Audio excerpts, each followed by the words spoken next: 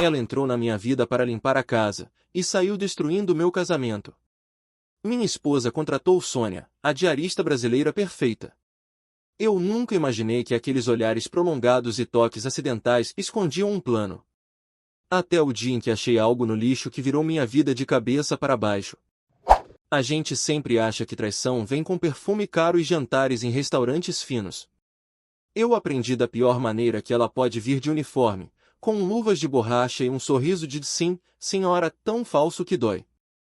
Meu nome é Rafael, e essa é a história de como fui feito de trouxa pela mulher que dividia minha cama e pela empregada que lavava nossos lençóis. Minha vida em Chicago era aquele padrão americano que todo imigrante brasileiro sonha: casa própria no subúrbio tranquilo de Naperville, carro na garagem, um bom cargo de gerente de projetos numa empresa de tecnologia. E a Vanessa, minha esposa há 10 anos. A paixão do começo, claro, tinha esfriado, virado aquela rotina confortável. A gente se dava bem, mas era mais sobre pagar contas, planejar férias, discutir qual Netflix assistir. O calor, aquele fogo, tinha virado brasa. A gente até tentava reacender, mas sempre tinha uma reunião importante, um cansaço, um desânimo. O quarto virou um lugar mais para dormir do que para outra coisa. Foi a Vanessa quem teve a ideia de contratar uma diarista. Com nossos 2 trabalhos, Rafa, a gente não tem tempo para nada. A casa tá sempre uma zona no fim de semana, e eu não aguento mais gastar meu sábado limpando o banheiro. Fazia sentido. A gente ganhava bem, podia pagar. Ela achou a Sônia em um grupo de brasileiros no Facebook. É conterrânea, dizem que é super honesta e faz um serviço impecável, ela falou, mostrando o perfil. A foto era de uma mulher sorridente, cabelos castanhos presos, uns 35 anos, com uma energia que parecia saltar da tela. Não era uma beleza convencional, mas tinha um olhar vivo, um sorriso fácil. Sônia chegou numa segunda-feira de primavera. Eu tinha home office naquele dia. A campainha tocou e quando abri a porta, ela estava ali, com seu uniforme simples, uma bolsa com produtos de limpeza e aquele mesmo sorriso da foto, só que mais perto. Bom dia, senhor Rafael? Eu sou a Sônia. A Vanessa contratou. A voz era macia, com um sotaque mineiro acolhedor. Eu deixei ela entrar, mostrei a casa, os armários, expliquei rapidamente a rotina. Ela era atenciosa, anotava tudo com um cuidado que parecia exagerado. Pode deixar, seu Rafael. Vai ficar tudo brilhando. E não se preocupe comigo, eu trabalho quietinha, não atrapalho. Nos primeiros meses, foi exatamente isso. Sônia era um fantasma eficiente. A casa ficava impecável, cheirosa. Ela era discreta, quase invisível. Às vezes a gente trocava 2 ou 3 palavras quando eu ia na cozinha pegar um café. Tudo bem, dona Sônia? Tudo, seu Rafael, graças a Deus. E um sorriso. Sempre aquele sorriso. A virada, se é que posso chamar assim, começou sutil. Um dia, eu estava no meu escritório em casa, concentrado numa planilha, quando senti um perfume suave. Não era o cheiro agressivo dos produtos de limpeza. Era algo floral, discreto. Sônia estava na porta, com um pano na mão. Desculpe incomodar, seu Rafael. Posso limpar a janela? O sol tá lindo hoje. Eu me afastei, claro, pode. Enquanto ela passava o pano no vidro, eu fingia trabalhar, mas sentia a presença dela ali. O uniforme, que antes parecia apenas funcional, agora parecia justo no lugar errado. Ela se esticou para pegar um ponto alto da janela e a blusa subiu um pouco, mostrando uma pequena faixa de pele na cintura. Foi rápido. Ela se virou, me olhou, e pareceu corar levemente. Essas janelas altas são um desafio, né? Ela disse, rindo baixinho. Eu ri junto, meio sem graça. São, mesmo. Aquilo ficou na minha cabeça o dia todo. Um tolo, eu pensei depois. Ela só estava trabalhando. Mas as coincidências começaram a se repetir. Ela sempre aparecia no meu andar quando eu estava sozinho em casa. Os toques acidentais quando ela passava por mim no corredor apertado. A mão dela na minha, por um segundo a mais do que necessário, quando eu a ajudava a carregar o aspirador de peso. O olhar que ela me dava às vezes, não era de submissão de empregada. Era um olhar de mulher, cheio de curiosidade e provocação. Eu comecei a me sentir um adolescente. Meu coração acelerava quando ouvi os passos dela subindo as escadas. Vanessa não via nada. Estava sempre imersa no trabalho dela, chegava tarde, exausta. Quando eu comentava, de leve, a Sônia é muito prestativa, né? Ela respondia distraída, vale cada centavo. A casa nunca esteve tão limpa. A ironia era brutal. A casa estava limpa por fora, mas uma sujeira emocional começava a se acumular nos cantos. O clima ficou pesado. Eu me sentia culpado por cada pensamento, mas também excitado pela tensão. Sônia começou a ser mais ousada. Um dia, ela me encontrou na cozinha e, ao passar, deixou escorregar a mão nas minhas costas, num movimento que podia ser interpretado como casual. Não era. O olhar que ela me deu depois confirmou. Seu Rafael parece tão tenso ultimamente. Trabalho estressante? Ela perguntou, com uma voz melíflua. Eu balbuciei alguma coisa sobre prazos. Precisa relaxar, ela disse, e foi embora, deixando aquele perfume e a dúvida no ar. A tensão chegou no auge numa quarta-feira. Vanessa tinha viajado a negócios para a Califórnia. Eu estava sozinho em casa. Sônia veio trabalhar como de costume. A atmosfera estava carregada de uma eletricidade insuportável. Ela não usou o uniforme habitual. Veio com uma camiseta justa e um jeans. Disse que o uniforme estava lavando. Mentira descarada. A gente andava pela casa, dança estranha de aproximação e afastamento. Na hora do almoço, ela insistiu em fazer um prato brasileiro para mim.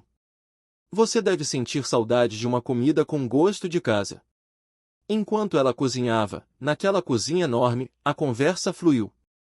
Ela falou da vida dura no Brasil, do sonho americano que era mais pesadelo, do ex-marido que a traiu e a deixou sozinha.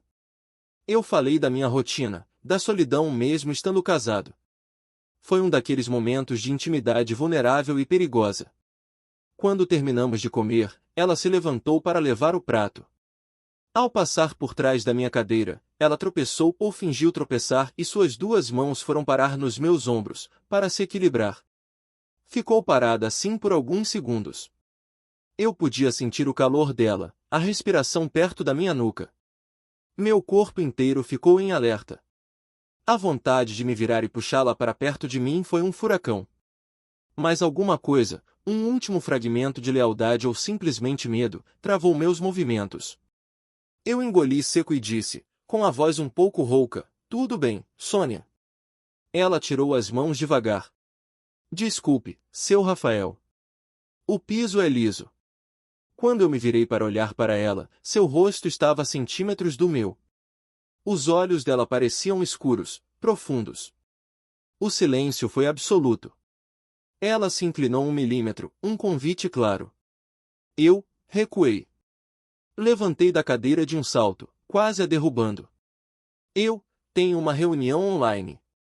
Agora. Desculpa.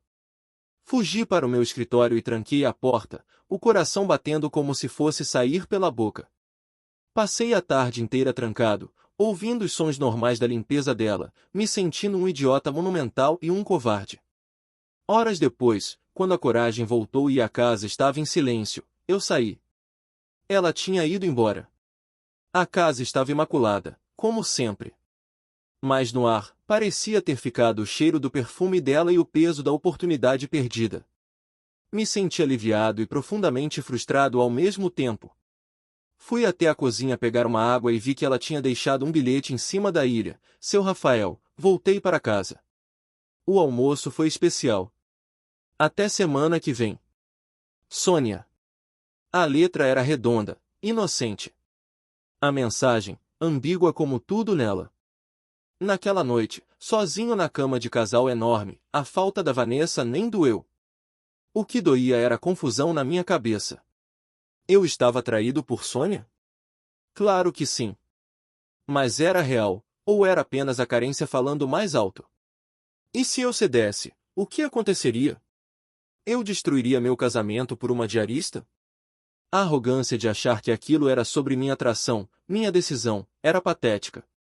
Eu não fazia ideia de que estava dançando conforme a música de alguém muito mais esperta. A resposta começou a aparecer no dia seguinte, no lixo mais inesperado. Vanessa voltou da viagem cansada, mas feliz. No sábado, pediu para eu levar os sacos de lixo da garagem para a calçada, para a coleta. Eu peguei o saco da cozinha, que estava pesado. Quando fui colocá-lo no grande container externo, o saco rasgou no fundo e um monte de coisas caiu no chão da garagem. Amaldiçoando baixo, comecei a juntar as coisas. Embalagens vazias, cascas, e então, minha mão agarrou algo frio e metálico. Era um frasco pequeno, de remédio. Um frasco que eu não reconhecia. Levei para a luz. O rótulo tinha o nome de uma farmácia local. O nome do paciente, Vanessa Costa. O nome do medicamento, antibiótico, doxiciclina. A data de prescrição, 2 dias antes da viagem dela. Fiquei parado, olhando para aquele frasco. Por que ela precisaria de um antibiótico forte? Ela não tinha comentado sobre estar doente. Uma infecção? Talvez. Mas um frio começou a subir minha espinha. Algo não batia. Eu peguei meu celular, com as mãos um pouco trêmulas, pesquisei rapidamente, doxiciclina para que serve? As respostas surgiram: infecções respiratórias, da pele, e infecções sexualmente transmissíveis. A tela do celular pareceu embaçar. Não. Impossível. Deve ser outra coisa. Uma infecção urinária, talvez. Mas por que esconder? Minha mente, agora intoxicada pela suspeita, começou a conectar pontos que talvez nem existissem. A frieza de Vanessa nos últimos meses. O cansaço constante. A falta de interesse em qualquer momento íntimo. E Sônia, a investida repentina, a intimidade forçada. Era como se 2 realidades paralelas estivessem colidindo na minha garagem, com o cheiro de lixo. Decidi não confrontar Vanessa. Não ainda. Eu precisava de certeza. Na segunda-feira, Sônia voltaria. E eu tinha uma pergunta totalmente nova e perigosa para fazer. A empregada que eu pensava que queria me seduzir, será que ela sabia de algo que eu não sabia? Será que aquela sedução era um jogo diferente? O trouxa que já não era mais só o corno em potencial. Eu era peça de um tabuleiro, e só agora começava a enxergar o jogo. A semana entre a descoberta do frasco e a volta da Sônia foi um inferno particular. Eu olhava para Vanessa e já não via minha esposa de 10 anos, via uma estranha, uma possível mentirosa que dormia ao meu lado. Cada gesto dela era analisado, um bocejo era sinal de cansaço por trabalho ou por noites mal dormidas. Quando ela atendeu o celular e saiu da sala para falar baixo, meu estômago embrulhou. Era o chefe ou alguém mais? Eu me tornei um detetive amador, vasculhando a lixeira do banheiro dela, nada, checando extratos bancários compartilhados, nada suspeito, tentando achar um furo na história dela. Mas o pior era a Sônia.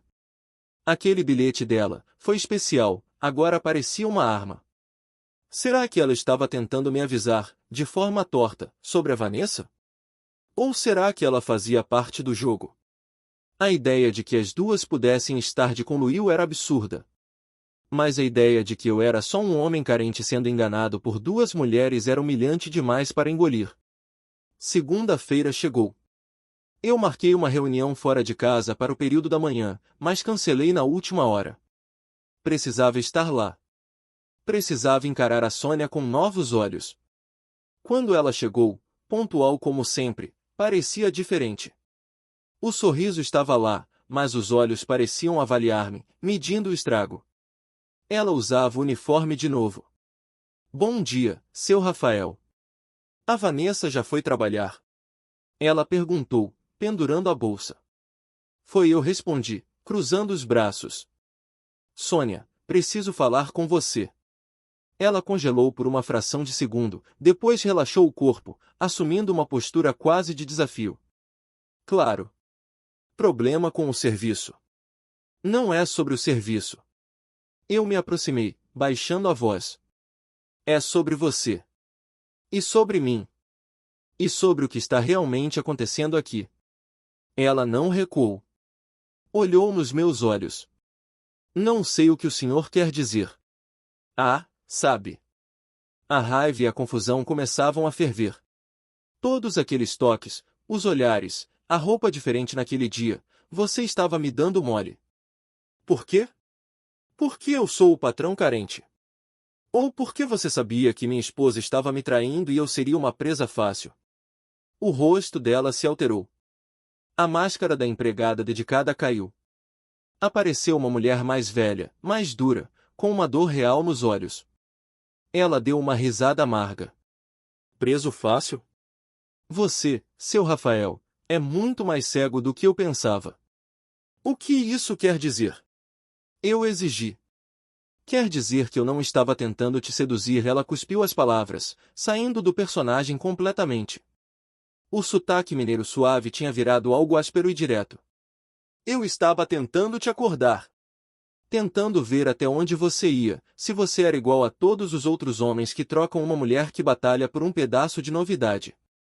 Eu fiquei sem ar. Não entendo. Claro que não entende. Ela jogou a luva de borracha na ilha da cozinha. A Vanessa é minha patroa. Eu respeito o emprego dela. Mas eu sou mulher. E eu vejo coisas. Cheiros diferentes nela quando volta de viagens a trabalho. O jeito que ela fica no celular, sorrindo como uma adolescente. Aquele frasco de remédio que ela jogou fora com pressa, achando que eu não vi, o mesmo que você achou, né? Meu coração parou. Você viu. Vi, e sei o que é. Minha irmã passou por isso. É remédio para doença de mulher, daquelas que se pega na cama errada. Ela cruzou os braços. Quando eu percebi, fiquei com pena de você. Você sempre pareceu um homem decente, porém ausente. Tão focado em prover a casa bonita que esqueceu de cuidar da mulher dentro dela. E aí eu pense, será que ele é tão inocente assim? Será que ele também não tem uma na rua? Aí eu comecei a testar. A vergonha foi um tsunami. Eu, que me achava o perseguido, o desejado, era apenas um rato num labirinto montado por ela. Então tudo foi um teste? Foi. E você quase falhou, seu Rafael. Naquela quarta-feira, na cozinha, você estava a um segundo de estragar sua vida. Eu me afastei na hora que vi o brilho no seu olho. Fiquei com nojo. De você e dela. A franqueza dela era como um soco no estômago. Por que você não me contou logo? Eu perguntei, a voz fraca. E eu ia arriscar meu emprego? Minha principal fonte de renda? Mulher que trai o marido não tem caráter. Ela me demitiria na hora se suspeitasse que eu contei. E eu preciso desse trabalho para mandar dinheiro para meus filhos no Brasil.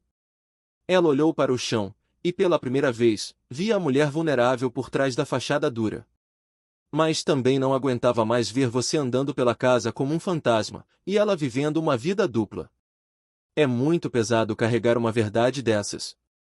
A raiva contra Vanessa explodiu dentro de mim, mas junto veio uma gratidão agonizante por Sônia. Obrigado, eu disse, a palavra saindo engasgada. Por não deixar eu cometer a maior burrice da minha vida. Ela acenou com a cabeça, sem olhar para mim. Não me agradeça ainda. Agora você sabe. E o que você vai fazer? Porque se você for confrontar ela, eu peço para sair hoje. Não quero estar no meio desse tiroteio. Eu respirei fundo. A dor da traição era real, aguda. Mas junto, surgiu um plano frio. Uma vingança não por espetáculo, mas por justiça. Você não vai sair, Sônia. Você vai continuar trabalhando, normalmente. Como se nada tivesse acontecido. Eu não vou confrontá-la ainda. Ela franziu a testa, desconfiada. O que você vai fazer? Vou fazer o que ela fez comigo, coletar provas. E eu vou pegar tudo que é meu antes que ela me deixe na mão. A clareza era dolorosa, mas libertadora. Você topa me ajudar? Não para se vingar, mas para se proteger. Se eu pegar ela com as calças na mão, num acordo de divórcio ela não tem como me tirar nada. E eu garanto para você uma boa recomendação e uma indenização quando tudo acabar. Sônia ficou em silêncio por um longo momento, pesando a proposta. O risco para ela era enorme. Finalmente, ela ergueu a cabeça. O que eu preciso fazer? Nos dias que se seguiram, estabelecemos uma aliança silenciosa. Sônia se tornou meus olhos e ouvidos dentro da casa. Ela notava tudo, se a Vanessa lavava a roupa íntima com mais pressa após uma aula de yoga noturna, se ela apagava o histórico do navegador do laptop de casa, se recebia encomendas discretas, um lingerie novo, que eu nunca vi. Eu, por minha vez, contratei um detetive particular discreto. Custou uma pequena fortuna, $5.000 do meu fundo de emergência, mas valeu cada centavo. Em 2 semanas, o relatório chegou. Fotos. Vídeos timestamps. Vanessa não tinha um amante. Tinha 2. Um era um consultor que ela conheceu em uma conferência. O outro, o mais nojento, era o próprio sócio júnior do escritório dela, um garoto de 28 anos que eu conhecia, que tinha jantado em nossa casa. As viagens a trabalho para S. Francisco e Austin eram verdadeiras, mas o programa extracurricular era bem mais interessante. O detetive até conseguiu o registro da clínica onde ela foi tratada da IST, foi o tal sócio quem passou para ela. A traição não era um deslize. Era um estilo de vida. Ela vivia uma dupla vida há, no mínimo, 8 meses. Enquanto eu me virava para pagar a hipoteca, ela gastava centenas de dólares em hotéis boutique e jantares. A dor deu lugar a um gelo absoluto. O amor tinha morrido e sido substituído por um cálculo meticuloso. O plano entrou em ação. Primeiro, marquei uma consulta com o melhor advogado de divórcio que eu pude encontrar. Ele ouviu minha história, viu as provas, e sorriu. Com isso, ela não leva nem o pires da cozinha. Vamos pedir divórcio por falte, ela sai sem pensão e com metade dos bens apenas onde não conseguirmos provar que foi adquirido com seu dinheiro. Segundo, mudei discretamente meus ativos. Transferi fundos de investimento, que estavam em meu nome de antes do casamento, para uma conta separada. Cancelei cartões de crédito adicionais que ela usava. Terceiro, e mais importante, esperei. Esperei pela próxima viagem a trabalho dela. Era para Miami, por 3 dias. Quando ela saiu de casa, com sua malinha, me beijou na bochecha com a frieza de sempre e disse te amo, eu soube que era hora. Não fiquei em casa chorando. Comprei uma câmera espiã minúscula, do tamanho de um botão, e com a ajuda da Sônia, que ficou de folga nesse dia, nós a instalamos no quarto, apontada para a cama. Era arriscado e talvez ilegal, mas eu precisava da confirmação final, do golpe de misericórdia. 2 dias depois, no meio da viagem, eu recebi uma notificação no meu celular.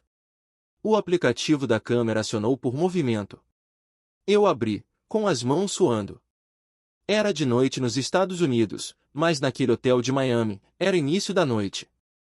E lá estava minha esposa, a mulher que jurou fidelidade, não com um, mas com 2 homens ao mesmo tempo. O vídeo era mudo, mas as imagens não deixavam dúvidas. Foi a cena mais degradante que já vi. E também a mais libertadora. A última ilusão morreu ali. No dia do retorno dela, eu estava calmo. Gelado. A casa estava limpa, graças a Sônia, que tinha ido embora mais cedo. Preparei um café. Quando Vanessa entrou, parecendo radiante e cansada, ela estranhou o meu silêncio. Tudo bem, amor? A viagem foi cansativa, mas produtiva, ela começou, tirando o casaco. Senta, Vanessa, eu disse, indicando o sofá. Minha voz era plana, sem emoção. Ela sentou, desconfiada. O que foi? Eu peguei o controle da TV e liguei a tela grande da sala. Conectei meu laptop. Tive uma produtividade aqui também. Assiste. E apertei play. Não era o vídeo do hotel. Era um slideshow. A primeira foto era dela e do consultor, se beijando na entrada de um hotel em Austin. A segunda, dela e do sócio, de mãos dadas numa rua de São Francisco. A terceira, um extrato ampliado de uma fatura de cartão de crédito com cobrança de um restaurante caríssimo no dia em que ela disse estar em retiro corporativo. A quarta, a capa do relatório médico da clínica. O rosto dela desmoronou. A cor sumiu. Ela tentou falar, mas só saiu um gemido. Rafa, não é o que parece, eu posso explicar. Poupa o seu fôlego, eu cortei. Já falei com meu advogado. As papéis do divórcio serão entregues amanhã. É divórcio por falta, adultério. Você não tem direito à pensão. A casa foi comprada com o adiantamento da minha herança, tenho os comprovantes. Você fica com seu carro e 30% dos nossos bens comuns, que não é quase nada, porque a maior parte dos investimentos eram meus. Se você contestar, essas fotos e o relatório completo, com um vídeo completo do hotel de Miami, vão parar no escritório do sócio-chefe do seu escritório e no LinkedIn do seu amado consultor. Ela começou a chorar, soluços convulsivos. Você não pode fazer isso. 10 anos. Por favor. Os 10 anos acabaram no dia que você colocou o primeiro desses caras na nossa cama, eu disse, levantando-me. Você tem até o fim do mês para tirar suas coisas daqui. Vou ficar num hotel. E uma coisa a mais, a Sônia sabe de tudo. Ela vai testemunhar se for preciso sobre seu comportamento e sobre o remédio que você tentou esconder. Então seja esperta. Assine os papéis, some da minha vida, e talvez você consiga se reconstruir em outra cidade, onde ninguém saiba que é uma esposa traiçoeira que pega a doença e passa para os amantes. Saí da sala, deixando-a destruída no sofá. Não senti pena. Senti um vazio imenso, mais limpo.